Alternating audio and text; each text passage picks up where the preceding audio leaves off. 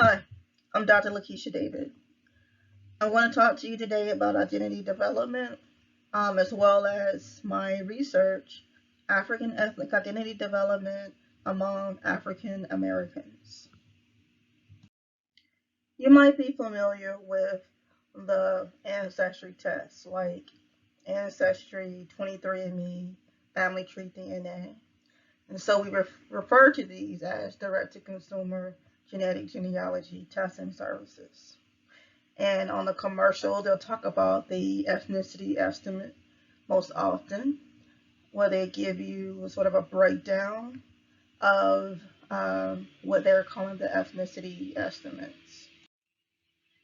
They will give you a map to represent your various ethnicities.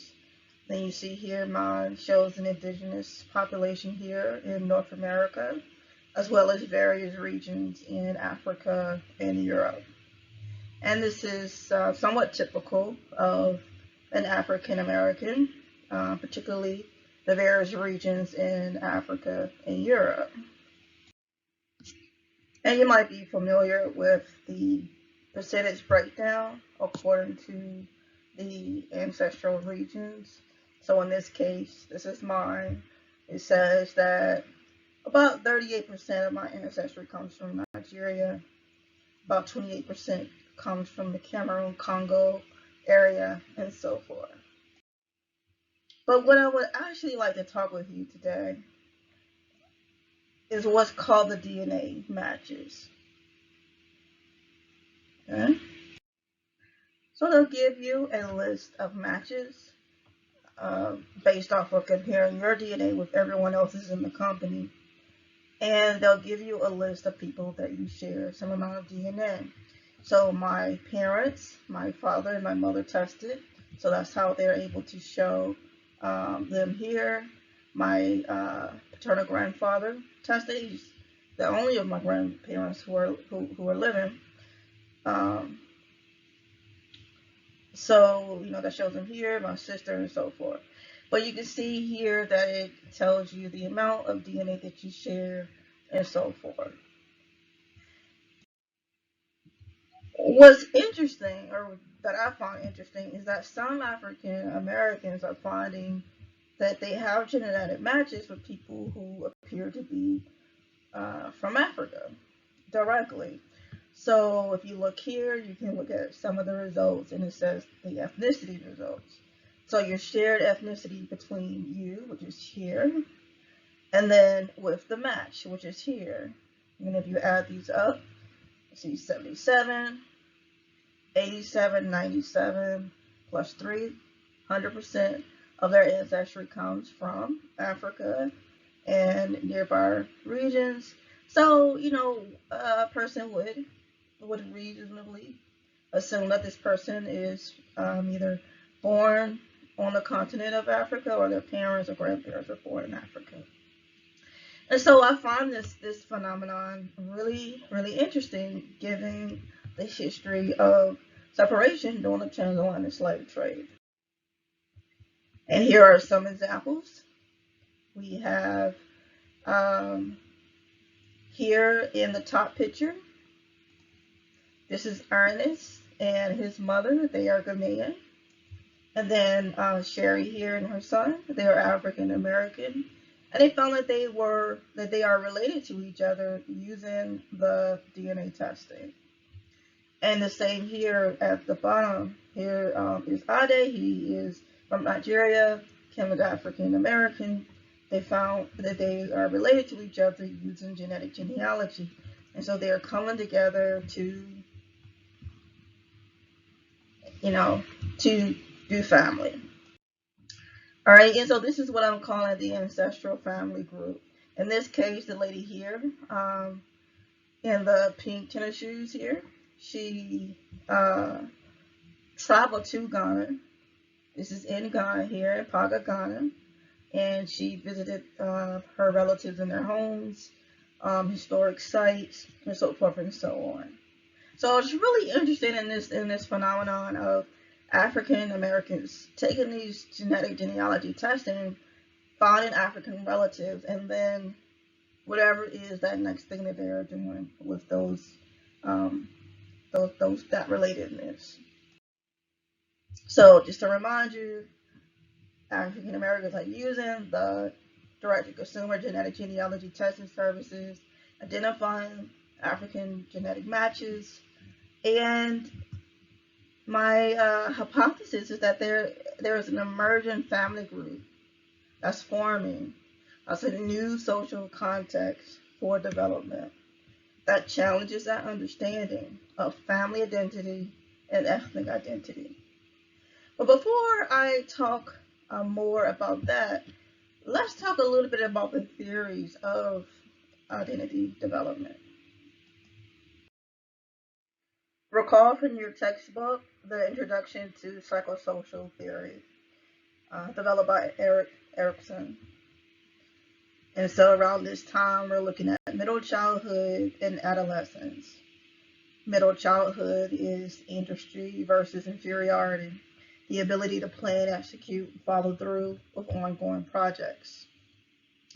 But according to this theory, identity development, this exploration and commitment comes salient during adolescence. And so it's the identity versus role confusion, sense of self, personal identity that's typically associated with roles in society. So we're talking about roles like being a parent, being an employee, things like that. And then Arnett talks about the emerging adulthood, which is this idea that adolescence is taking a little bit longer than it used to take. And so there's this a period of early adulthood, late adolescence, where a person is technically an adult, but they're still figuring things out. So let's take, for example, many of the people that would be in a freshman class are often 18, 19, 20 years old in the U.S. How many of you feel like you are an adult? So that's the idea of emerging adulthood. There's still so much expected of mature adulthood that it seems like the period of adolescence is sort of taking longer. So it's just the lifespan or portion of the lifespan called emergent adulthood. So then let's talk about social identities. From the textbook and from theories, we learn that school-aged children form social identities based off of their membership in social groupings, and that children must construct multiple selves in different contexts, sometimes causing internal conflict. Conflict is not necessarily a bad thing, but it is an adjustment about, what does it mean to be and who am I? So while examining who they are, that's the actual, with who they want to be, and that's the ideal, right? So it's this examining of the actual self compared to the ideal self. And in this examination, children might construct imaginary audiences. Imaginary audiences. So when children in middle childhood presume that everyone is looking at them, when they in fact are not, right? And then there's the personal fable. And that is when children see themselves as being invulnerable. Nothing can happen to them. That's the personal fable.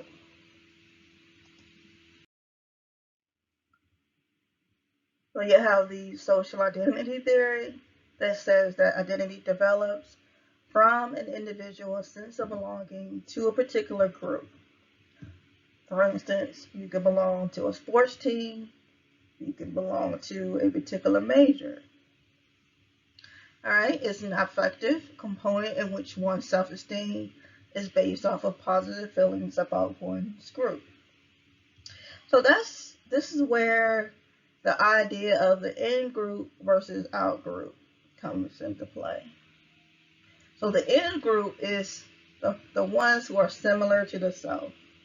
And any discrepancies from members, any differences in behaviors from the various members of the group are viewed as deviance, or is viewed as that individual's preference. Right? So in group are similar to the self, and discrepancies are viewed as deviant. So from the perspective of the self, let's look at the out group. And the out group is that person or individual that is different from the self. And it's viewed that deviance from out group members is viewed as favorable. So like if your behavior is different from that person in the out group, that's considered a good thing. That differentiates you as being a member of that group compared to that person who's not in the group. Okay.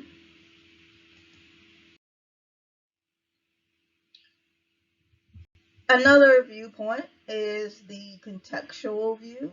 This is within symbolic interactionism. So the contextual view of identity suggests that children must develop an integrated identity out of multiple identities under varying conditions and among various social interactions. And we're going to look at that a little bit in a little bit more detail. So there's like multiple identities, and that the child or the individual must integrate those identities, and recognizing that the person will encounter various social interactions and various social contexts, various conditions. So that's in a simplified way what intersectionality refers to. And that's the way that social identities mutually construct one another. So let's look at an example of that. So let's say a person is a parent, is a CEO, a spouse. And let's say an activist too. All right. So what if that parent who is a CEO and who is a spouse is a mother of 3 children? She's a CEO of a major corporation, and she is a wife to a man. Does that change the way that we view who this person is and what we come to expect of their responsibilities? All right, let's say compared to a man who is a CEO, who is a husband. And I do recognize that I am speaking in very simplistic or terms here in terms of like gender and sex and the roles and things like that. But my point here is that based off of the identities that we assign to other people, we have these ideas of, who they are, but they themselves would need to integrate those various identities, right?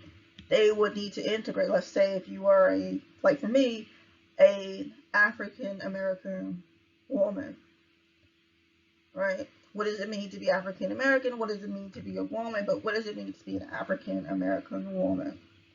Right? So integrating those various identities.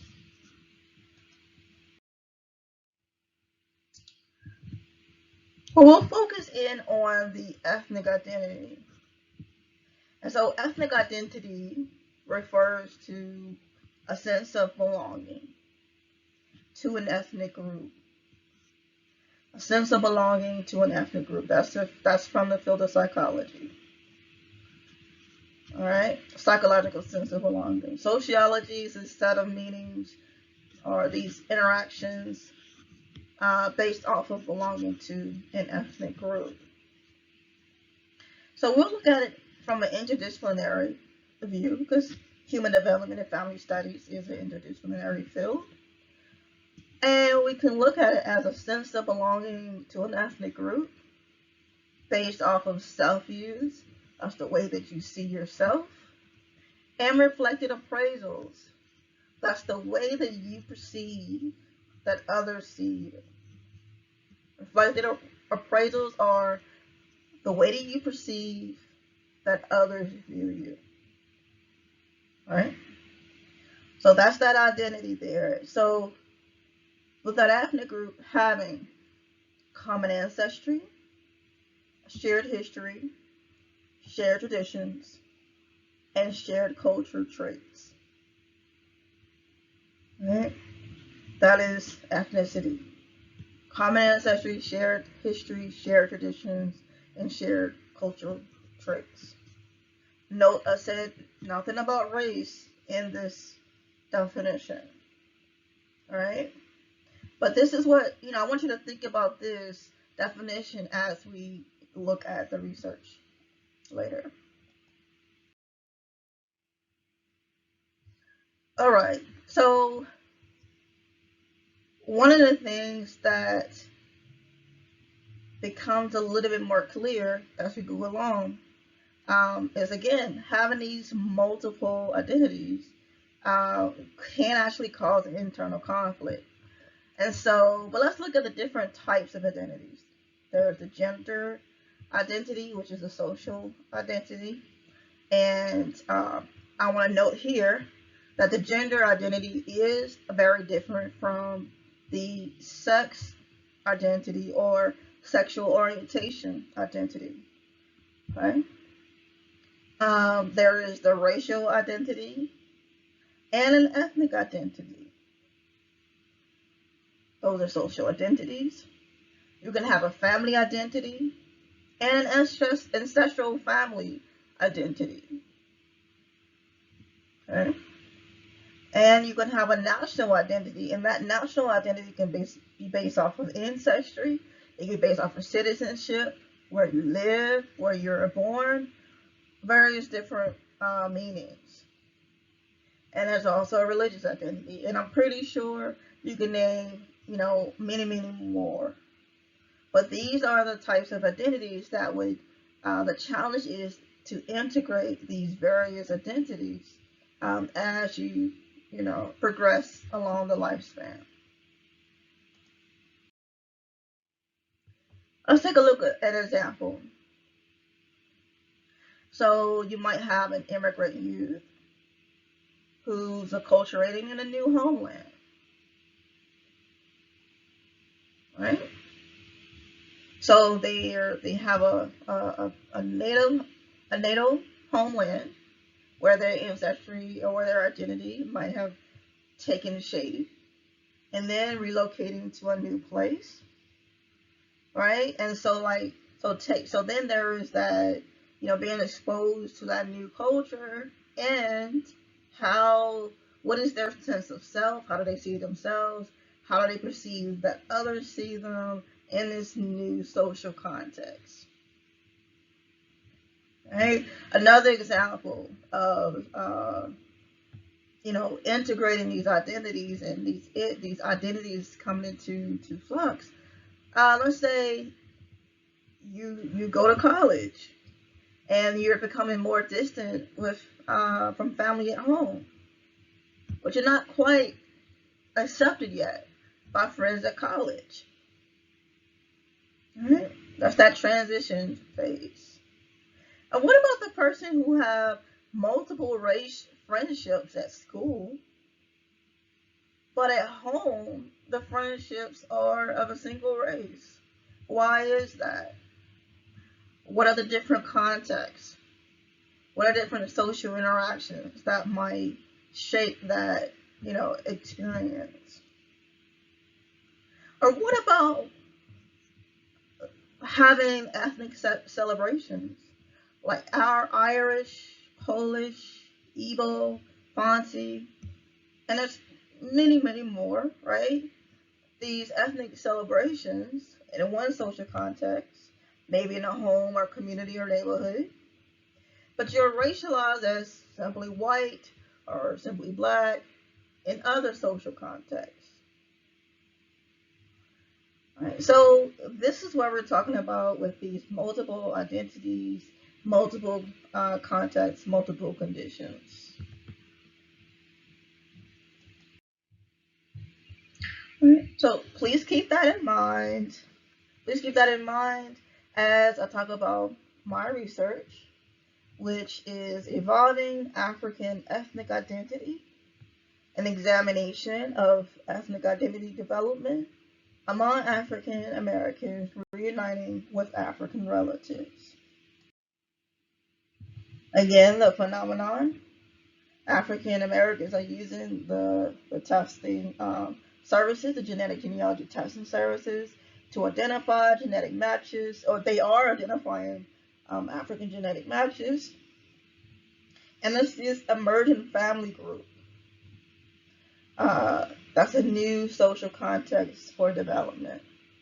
A challenge as our understanding of family and ethnic identity. So what I found is that there are multiple processes taking place. So here at the bottom, this is just the time by sequence of experiences. This blue here is a person taking a genetic genealogy test. So they take the test, they get the results. Usually they take a look at the ethnicity estimates first, and then they take a look at the genetic matches. And on finding an African relative, they would establish and maintain contact. And then many choose to continue using genetic genealogy, using strategies to help fill out their family tree. And what I found was that there are at least 3 processes involved in the experience. So the first one is dealing with a sense of lack, and then the involving African ethnic identity, and recognizing relatedness with that genetic match. These feed into each other. We'll talk about that. So dealing with a sense of lack, this is a perception of having an insufficient level of knowledge about one's African family history. In this, there's this experience that would start this sense of lack, and then they will begin to look towards genealogy in general, and then genetic genealogy to begin to fill in those gaps about the family history. Right? So remember, we're talking about ethnicity being those common ancestries.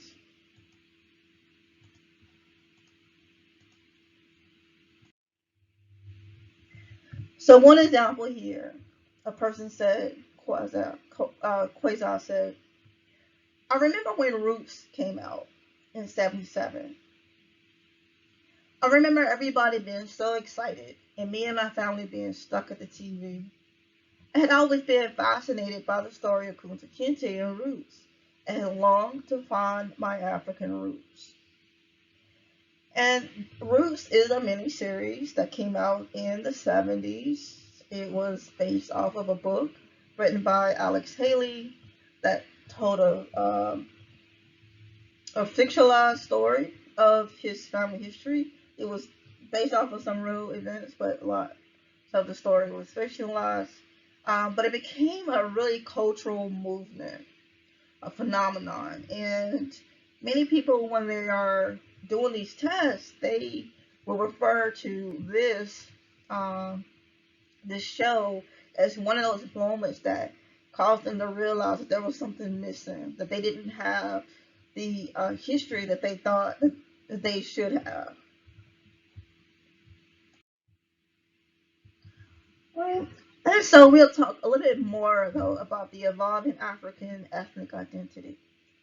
And so that is a shifting ethnic identity due to learning about the ethnicity of the relative from Africa. So remember, the African American person do this test, and they found a relative from Africa. And from learning about that ethnicity, their own sense of belonging to an ethnic group begins to change. So let's take a look at that. Okay, and some of the processes involved is entering into the experience with an initial racial ethnic identity. We talked a little bit about, the racial versus the ethnic identity. Taking a look at those test results and then refocusing the exploration based off of what they're finding in the results, but more so based or in addition based off of having these conversations with their relatives from Africa, right? And then the shifting ethnic identity. Let's look at some quotes so that you can get more, feel for what I'm saying. All right, so Willie says, he took selfless time out of his schedule to just educate me on the Mandingo culture and his mother and his father. So here Willie is talking about socialization. He's talking about how his relative taught him about their culture, which Willie is perceiving to be his own ancestral culture. And you notice here talked about the mother and his father. Okay. In Willie's quote, you might recall from a text that the sources of ethnic identity commonly comes from family members. So there's the family, there's the school, there's community, there's media, there's various sources where messages about ethnic identity comes from, and in this case, it's the African relative that they found on Ancestry or 23andMe and so forth, who is talking about their own history, and Willie, who didn't know what his history was because of separation through the transatlantic slave trade, is communicating with that relative to learn about what he's perceiving to be shared ancestral history. Okay? So the shell says, I still consider myself African American, but I always keep in mind I'm Ashanti. The idea of knowing that my ancestors are from the Akkad group, that brings me great pride, and both groups are represented. It's a little intensified. So in the shell's case, she still uses the label African American, but for her, it has become intensified. It's more informed. She's including those African, the new knowledges that she's gaining from, talking with her relatives in that label of African American.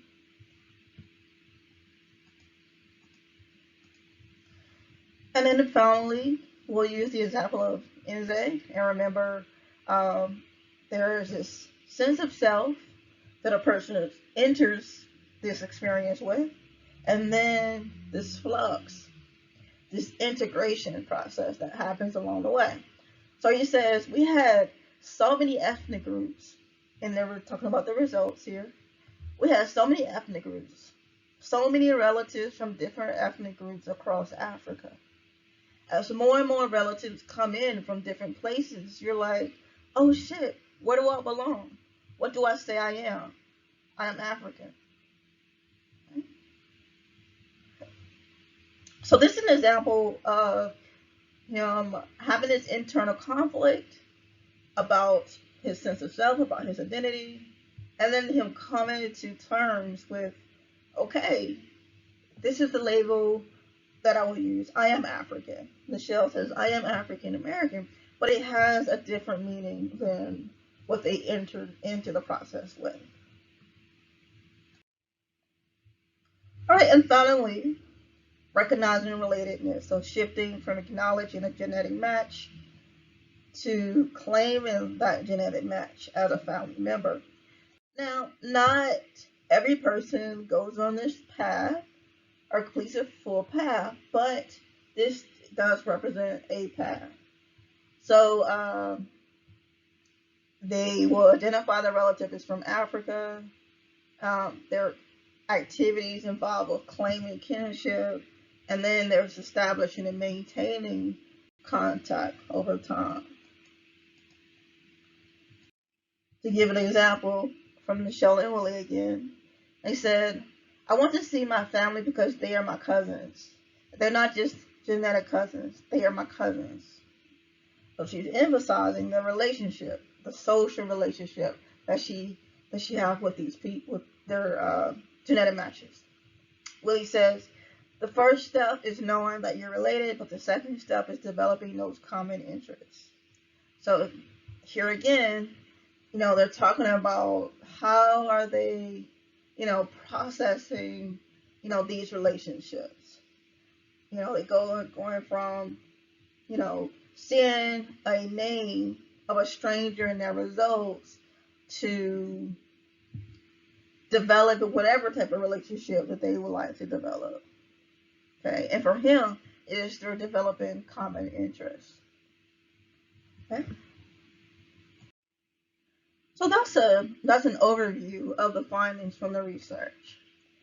In the experience of taking a test, finding a genetic match, continuing on in their strategies for their genealogy, they're dealing with a sense of lack, they're processing their evolving African ethnic identity, and recognizing relatedness.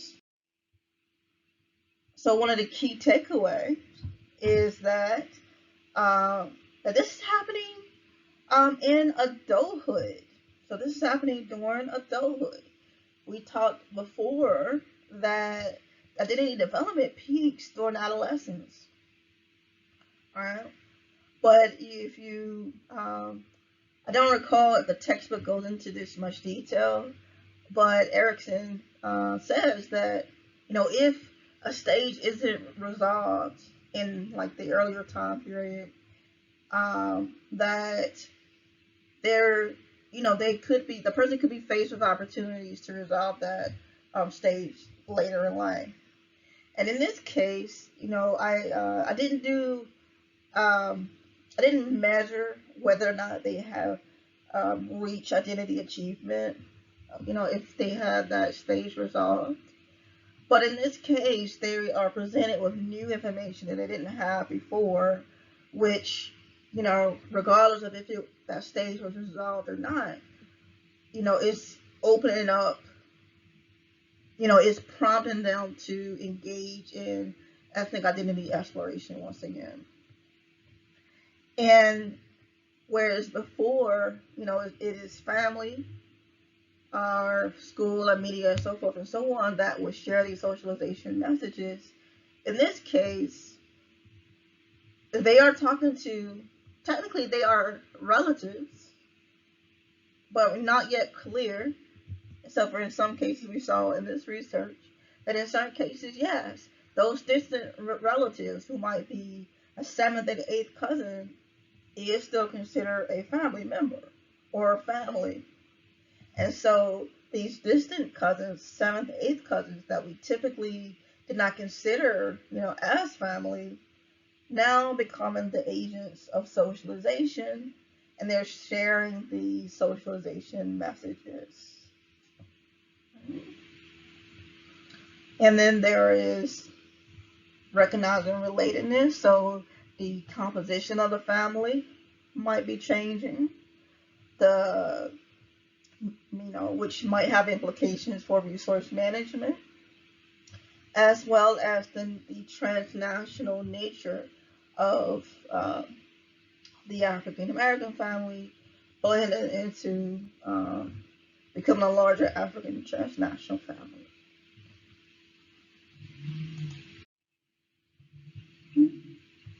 I would love to hear your questions, your feedback, any discussion points, unfortunately. since this is not live, I won't, be able to take your questions live, of course. But please do feel free to email me if you want to continue this work or continue to follow this work. You can visit this webpage. This is the African Kinship Reunion, www.takir, which is spelled TAKIR.org. And you can email me at contact@takir.org. All right? So I hope to hear from you if you have any questions or comments. Otherwise, I hope you have a great day.